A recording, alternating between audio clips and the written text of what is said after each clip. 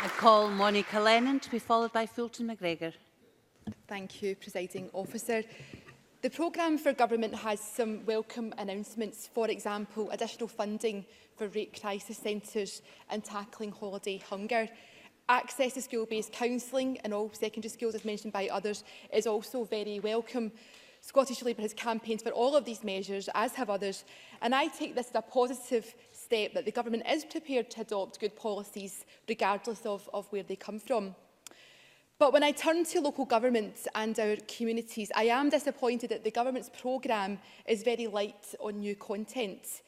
This is all the more striking because on the very day it was published, the Scottish Household Survey revealed that public satisfaction in public services has plummeted to the lowest level in 10 years. We can't escape the fact that SNP government cuts to the tune of £1.5 billion in the last 7 years are making it impossible for councils to deliver the full range of public services our communities need. Communities are watching important public services disappear, from libraries to public toilets. Earlier today, I met with Shelter Scotland to discuss Scotland's housing crisis.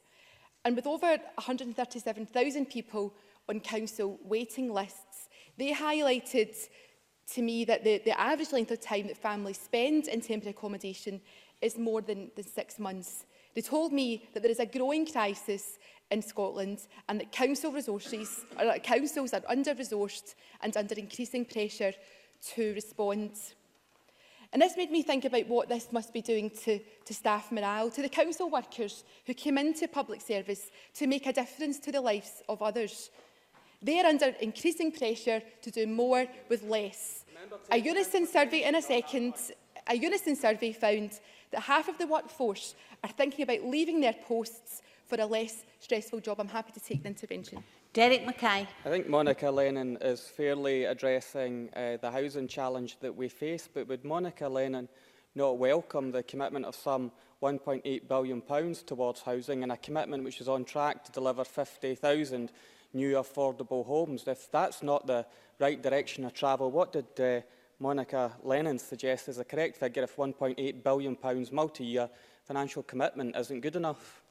Monica Lennon. I welcome the intervention from the Cabinet Secretary. The discussion that I had today with Shelter Scotland did reflect on some of the good commitments and work that's in progress.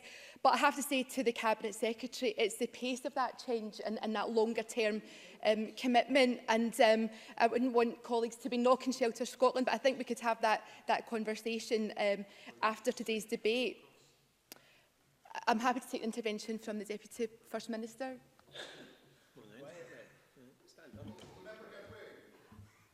I think I'll just make some progress, Presiding Officer.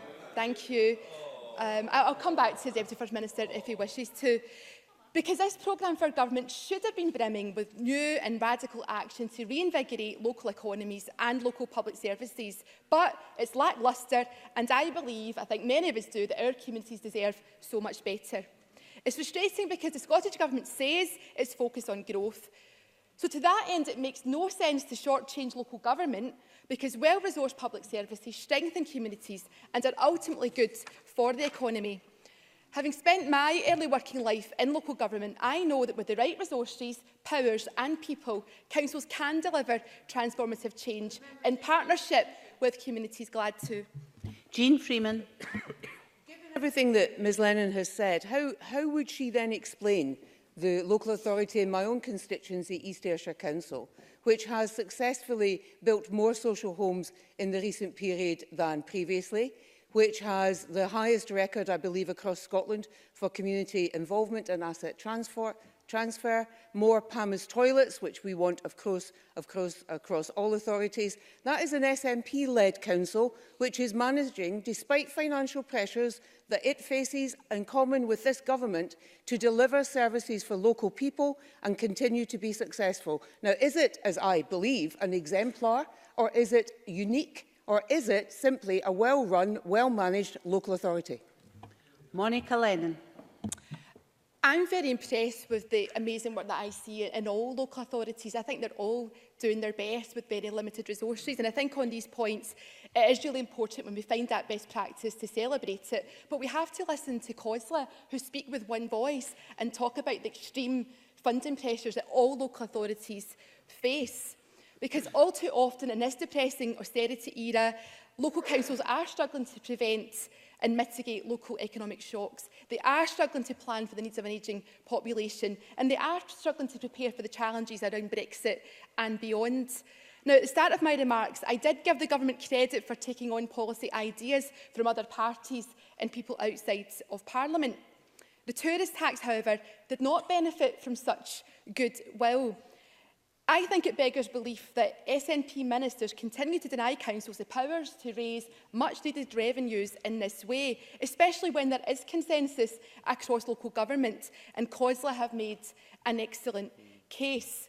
Scottish Labour is a champion for the tourist tax because we believe it's a win-win for visitors and communities. So my appeal to ministers is to stop standing in the way of councils who want to do what is right for their own communities. Cash-strapped local authorities are facing real dilemmas now. This week, for example, and I'm glad the Cabinet Secretary for Health mentioned the importance of PAMA's toilets, but this week, Disability Equality Scotland spoke out about the dwindling number of public toilets and the negative impact on disabled people, as well as other groups. The squeeze on public services, whether it's coming from Westminster or Holyrood, is forcing more and more people into poverty.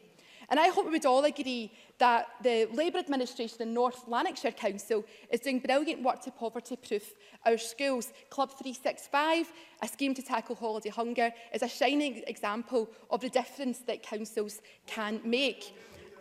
No, Ms Lennon's just closing shortly. Thank you, Presiding Officer. And I was exceptionally proud of North Ayrshire Council when it became the first local authority in the UK to offer period products in all of its public buildings. And I congratulate Councillor Joe Cullinane and his officials for the speed at which they are rolling this out. And I am grateful for the Scottish Government for its commitment to end period poverty, and there is more work that we can do together on that. Presiding Officer, I believe that all councils want to do more for their communities. And Scottish Labour is extremely disappointed that the programme for government is putting limits on their ambitions. In conclusion, the Scottish Government says in its programme for government, the success and well-being of our communities is rooted in the strength of our relationship and partnership with local government. We appreciate this sentiment, but it must be a genuine commitment from the government backed up by action, because it's only by providing high-quality public services that can be readily accessed by the many and not just a privileged few that our communities and economy will truly begin to thrive and flourish. Thank you.